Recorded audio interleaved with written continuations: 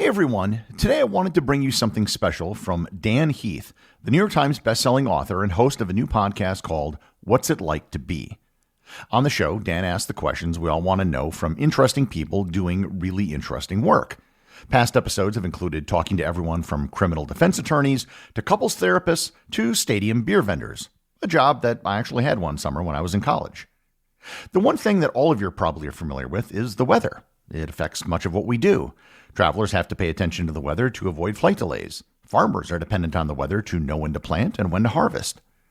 But what if weather was your career?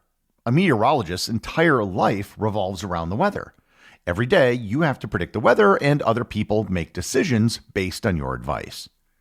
So today, I have for you a full 30-minute episode of What It's Like to Be, where Dan talks to a meteorologist to find out just what the job entails and what it's like.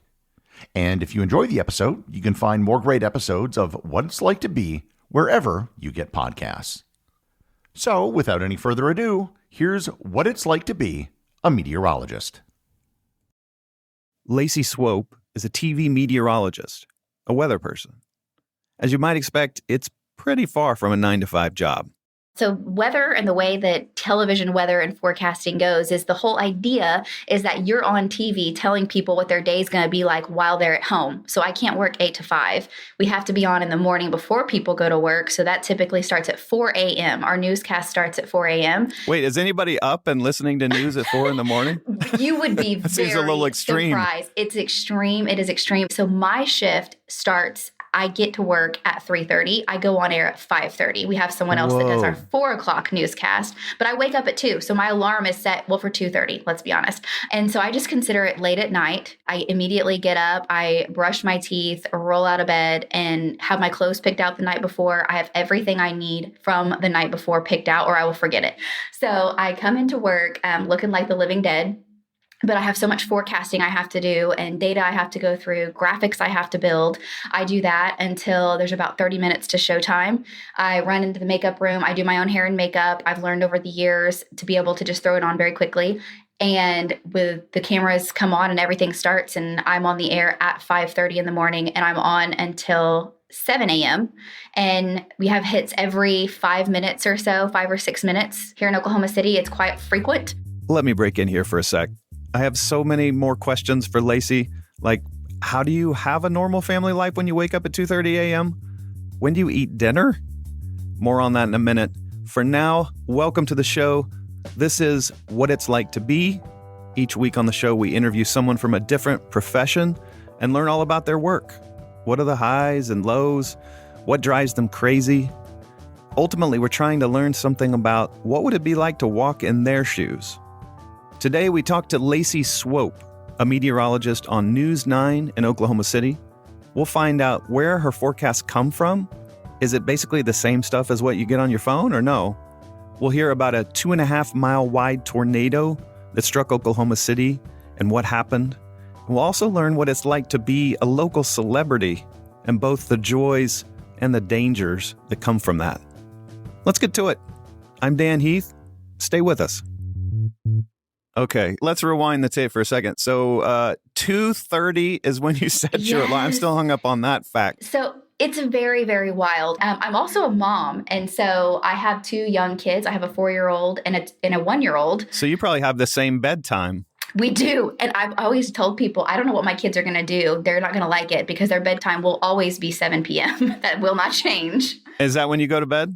I go to bed at 7. Yes, I do. And I expect my whole household, including my husband, to be in bed. Oh my gosh. So he's adapted to your schedule. Yes. That's very true spoiled. love right there. It truly is. But if I knew he was up, I would be wondering what I was missing, So he does get up after I go to sleep, and he'll do things, piddle around, whatever, watch TV, whatever he's going to do. And he goes to bed, I think, at a normal hour. But when I get in bed, he better be there as well. Wait, so when do you eat dinner?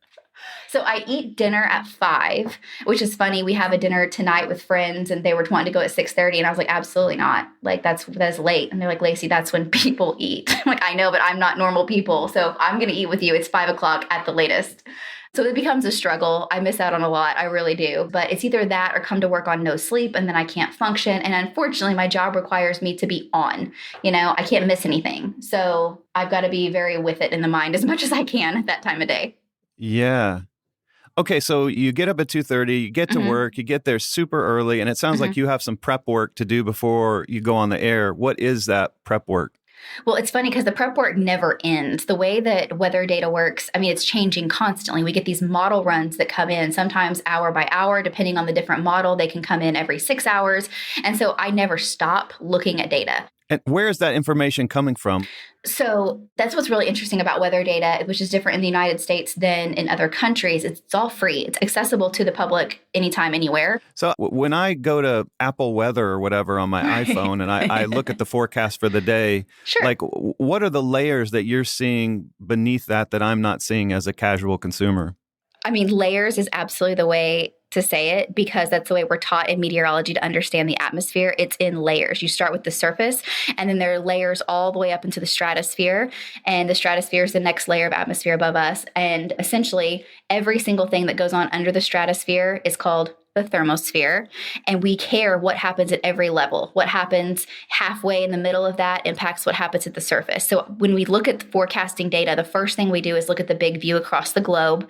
And then we start to look at what we call critical levels for multiple reasons. There are certain levels in the atmosphere that you want to look at and see what they're doing.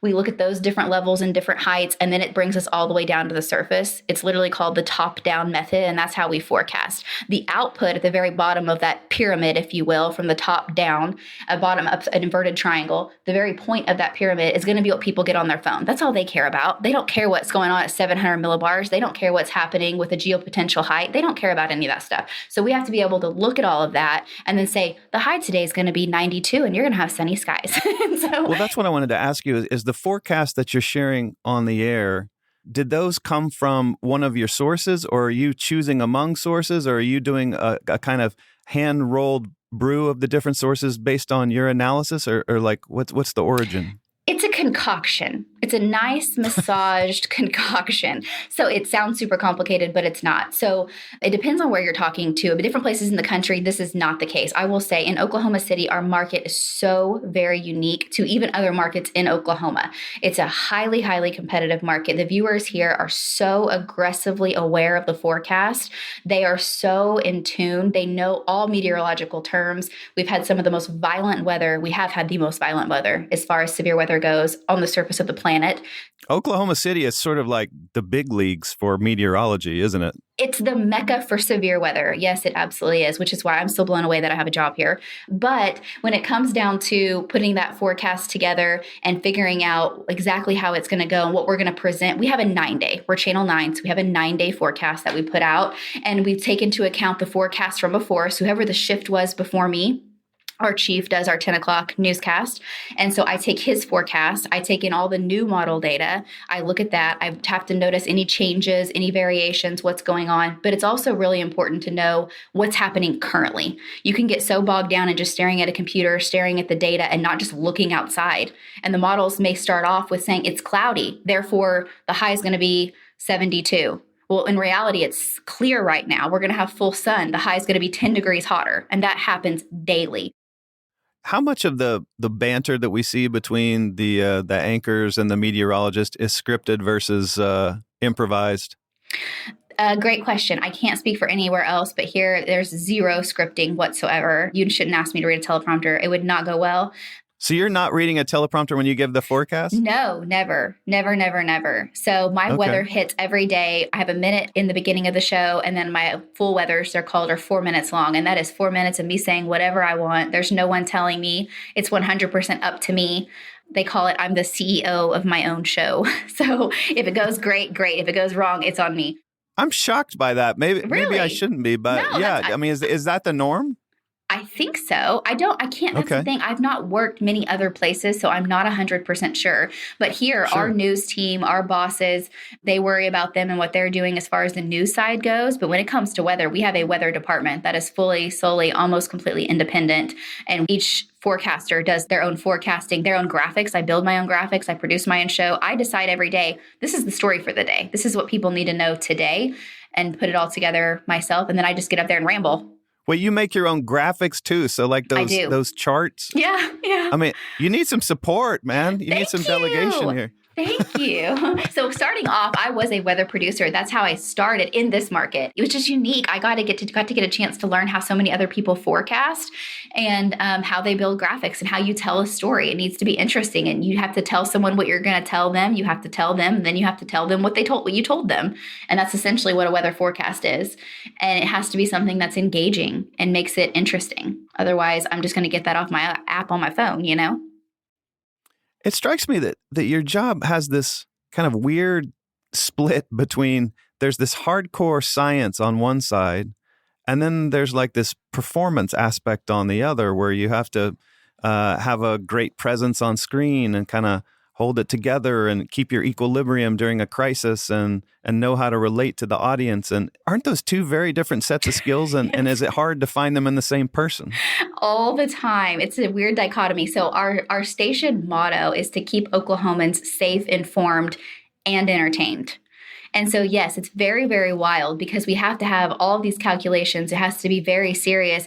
But if you're up there just reading from a teleprompter and just talking with zero personality, people can get their weather data virtually anywhere now. There has to be a reason for them to watch you. And so there has to be a part of it where you relate to the viewer and you make them say, hey, I like the way she gives the weather. You know, you hope that's what they're saying. And that way they will tune in. And then if you can get them to tune in when the weather's quiet, of course they're going to tune in when the weather is more serious, because now they trust you. They know you know your stuff and you're looking out for them. What's the most severe weather event you've ever covered? The most violent weather I ever covered was very early on in my career. It was back in 2013. What happened on May 20th, 2013 was an EF5 tornado hit our metropolitan area. It started in Newcastle. It went into Moore, Oklahoma. It hit right as kids were about to get out of school. So at 3 p.m, elementary school kids were killed in their school. It continued to go on and lifted in South Oklahoma City. So up until that point, I had seen videos, of EF5s. I grew up in Oklahoma. I knew what weather can do. I've seen it in neighboring towns, but I've never been a meteorologist on television when something like that was taking place. I covered tornadoes, and anytime anyone's hit by a tornado, it's awful. But this particular one for my career was just absolutely devastating. And it was just the realization that all this that I do, staring at a computer screen and looking at these numbers and figuring all of this out, there's a purpose behind that. And this is what the purpose is. Those people, they needed to know, and they needed to know sooner. And I would love nothing more than to be a part of figuring out what this mystery is that we don't know about the atmosphere, to give even a better warning, to say there is a 100% chance this area will be hit. It's not even close to that good right now. But that event it will stick with me forever. I can remember what I was wearing from head to toe that day. It was 10 years ago, but I remember all the images once our crews and helicopter got over the scene after the tornado. There were virtually parents running to this school, pulling off bricks, hoping to find their child.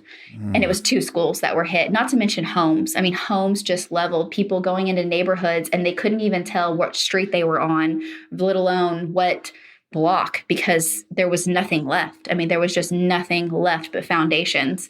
And I'd never seen anything with my own 2 eyes like that.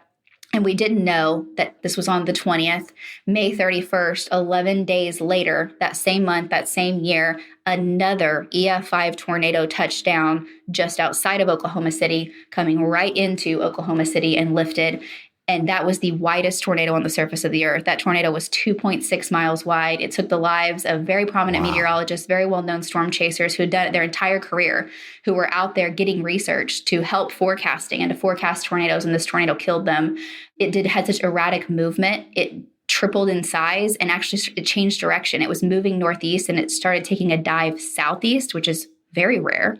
So the chasers who chase on the southeast side of a storm, which is what you do, they were just consumed by the tornado. And it was devastating. And you just kind of have to put on this face of, I'm still doing my job. It's once it ends, it's once the storm lifts, and it's once everything becomes quiet on radar that I think it hits you And for me, that particular day when I got home and I saw my husband, it was just like the floodgates opened. It was like, then it became real. Like, this is the first person that I truly love that I'm seeing after such a horrific day. And I was so thankful and grateful to be in the position I was in. I was safe. He was safe. Everyone we knew and loved, they were safe. And, you have dreams about it. I still do. That particular tornado, the Moore EF5 from 2013, I can't tell you how many times, a year I will dream about that tornado. Lacey told me about a moment that happened later on May 20th. That was the first tornado that hit the school. And the tornado was gone, and there was no more reporting to do.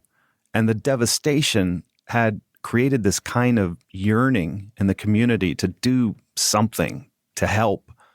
So the station decides they're going to take donations from people to give to the affected communities. And people responded. By the evening, there was a line of cars wrapped for miles around. Traffic shut down with people flooding to the station parking lot to drop off goods. And it gives me chills even saying it. People had driven from edges of Oklahoma, from out of state, because they just felt helpless. And it was, here's something we can do. And they were dropping off. Kids had piggy banks. People were dropping off savings. They were just handing us cash out of their car window. They were dropping off water. Someone finally came and said, we have gone to every store in the metro trying to find water to donate, and everyone is sold out because they've donated the water. And we looked across our parking lot, and it's a sea of bottled water and jugs of water and shovels and gloves and jeans and baby clothes. And I would say, even though it was the most devastating day, that was the most amazing human-to-human interaction I had ever encountered. Wow. And it makes it so clear that your role is not some kind of, neutral, detached journalistic observation. You're in it. Yes. The role that you play is central to the community. And I think that's part of what I absolutely love about it. It's hard to put into words, but I live here. My family lives here. My house that I grew up in was hit by a tornado back in 1977 before I was born. And, people have lived through weather in every aspect of my family. I have a great aunt who was in a nursing home working when a tornado hit, and she had her legs were messed up for the rest of her life because of it. And so when people are hit, I personally haven't been, in my family, directly impacted by a tornado, but I can sympathize, and I know what they're going through to some degree. And I see the hurt and I witness it, and I can get to their level, and I live it too. My family, when I'm at work and there's a storm coming and there's a tornado coming into town, my husband and my kids have to get into the tornado shelter without me. And I just have to hope and pray they're doing the right thing. And so it's almost like we're all in this together. And it's such an amazing feeling to look across and to just look people in the eye. And it's such a leveling field of the weather doesn't discriminate. I just wanted to jump in here to ask a quick question. If you could talk with anyone in your life about their job, who would it be? Your auto mechanic? Your neighbor? The registered nurse? Maybe a childhood friend who's a zookeeper? Tell us about them, and we'll be the ones to pester them with 100 nosy questions. We're always looking for new people to talk to. So if you know someone who loves their job and is a great storyteller, tell us about them. Just email us at jobs@whatitslike.com. That's jobs@whatitslike.com. Thanks, folks. So do people recognize you when you're just going about town and the grocery store and so forth? They do. And I think that is very unique to Oklahoma. I don't know how common that is because weather is such a part of people's lives here. So the meteorologists here are very well known. You're like a folk hero. It is wild. It is wild, which is crazy because I grew up watching the weather in Oklahoma, obviously. And my favorite chief, if I would have seen him in a grocery store, oh my gosh, I would have lost my mind. And so I understand that. And it's wild to people out of state because they're like, that person does the weather on TV. Who cares? But it is very different here. I've been invited to so many birthday parties to be like a surprise element. Oh, you're kidding. I'm not kidding. Yes. People will invite you to come to a relative's birthday party? Yes. How is that a reasonable request of someone? I don't know, but it's hilarious. I've never actually done it, but I get that request several times a year and it always cracks me up. But I've been so blessed with so many amazing opportunities because of this job and cool things I've got to go do and experience. And it's always weird. It will never not be weird when you're sitting there eating and someone comes up and wants to take a picture and an autograph. It blows my mind that people want autographs. Like, what do you do with that in today's day and age? What do you do with a signed picture? I have no idea, but people stand in line for virtually hours. What do they have you sign? We have headshots at the station. We have actually, like movie stars, and I'm not kidding you when I say that. These are headshots that have been professionally taken, printed out, and we will go to these events, weather events, and people come and stand in line for hours. And when I say hours, I'm not exaggerating. They will drive from every corner of Oklahoma from hours away.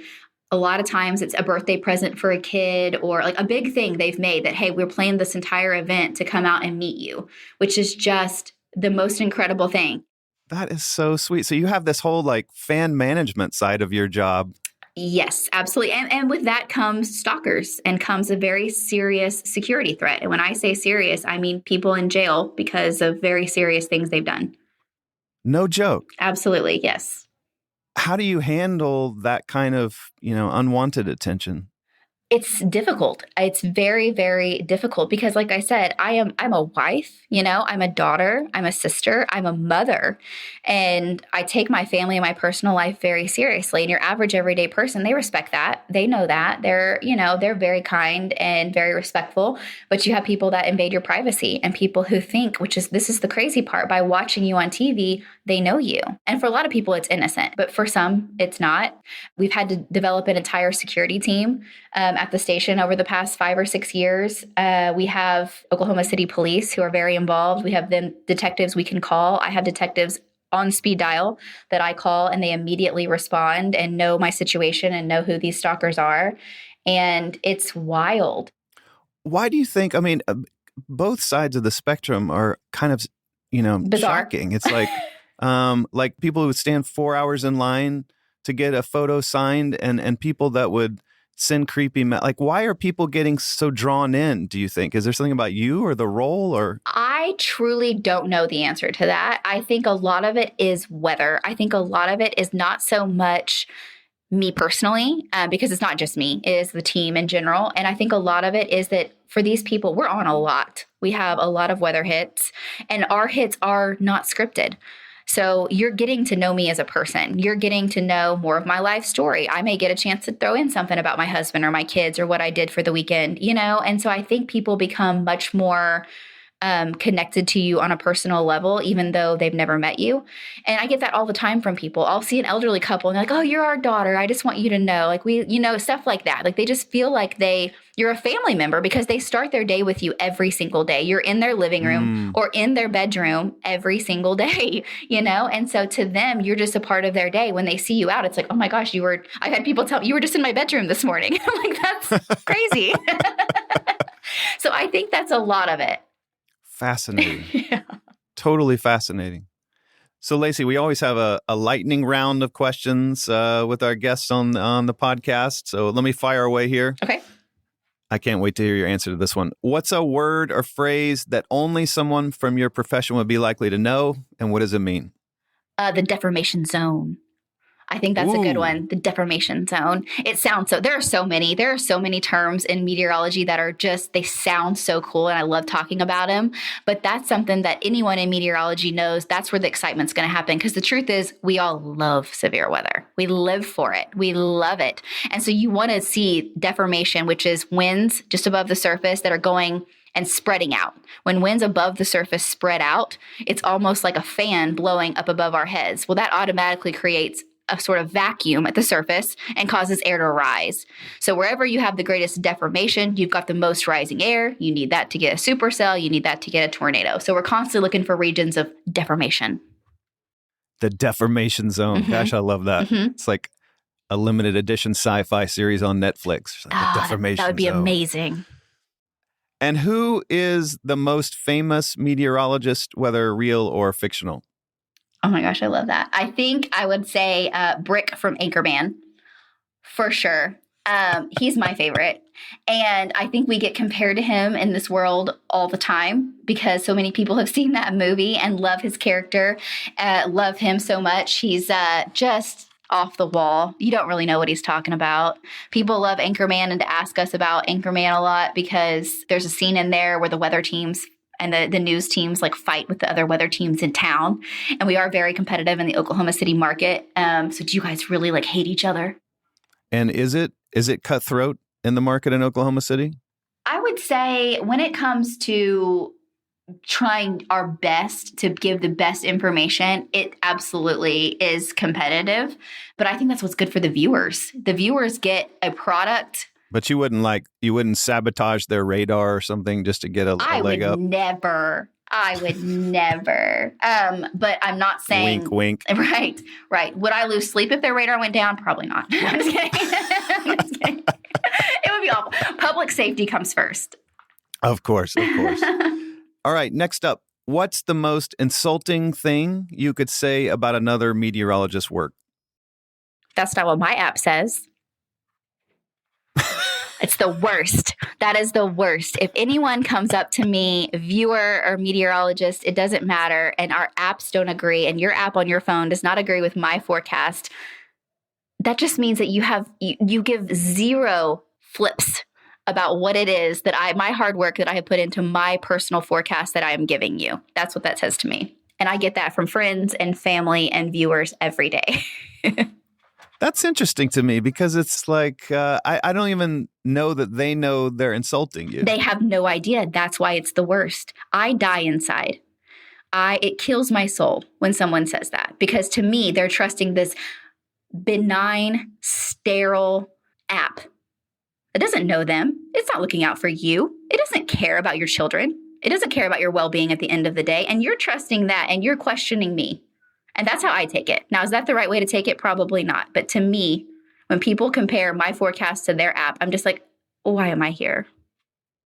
You know, I mean, one of the things I've learned from this conversation, honestly, is just, how many layers are beneath the forecast and like how much interpretation is involved. I honestly just didn't know that.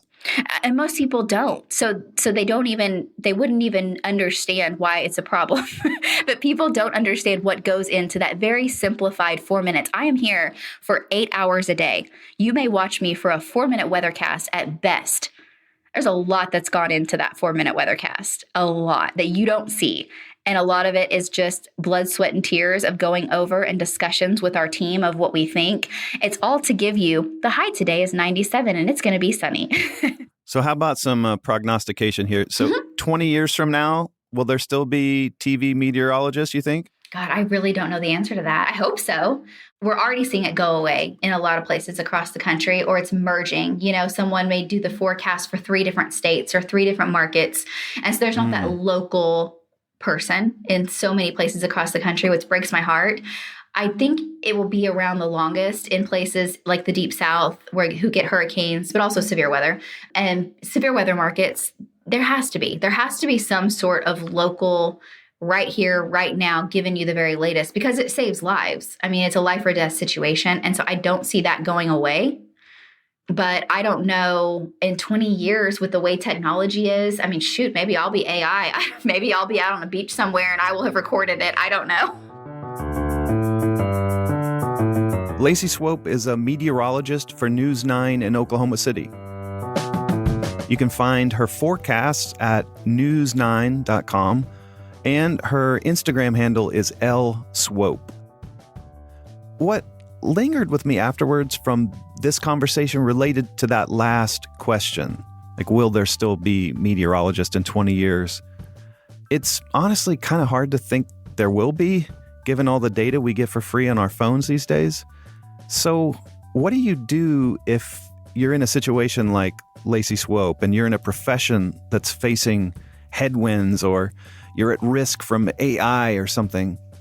It's like, what do you do if you're an expert cobbler in a world where all of a sudden factories start cranking out cheap shoes?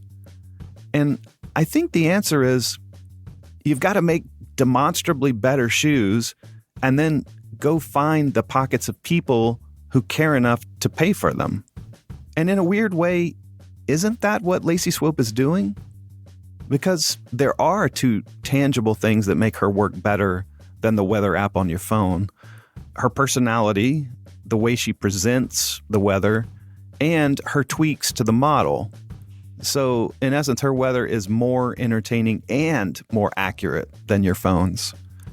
And maybe in a place with really steady weather like San Diego, that extra accuracy wouldn't amount to much. But in Oklahoma City, the home of the 2.5 mile wide tornado, it does matter. It really matters. So I don't know, maybe I'm too pessimistic about the fate of TV meteorologists. Let's not forget, 20, 25 years ago, people were saying the exact same stuff about travel agents. You know, the internet will wipe them out of existence, and some are gone, but there are still plenty of real-life travel agents. And I hope it's the same with weather people. It's such a weird, wonderful hybrid of skills, like all the nerdiness and hardcore science you need to model the weather, plus the affability and goofiness of being someone that people want to see every day on their TV. And folks, that's what it's like to be a TV meteorologist. I'm Dan Heath. Thanks so much for listening. Take care.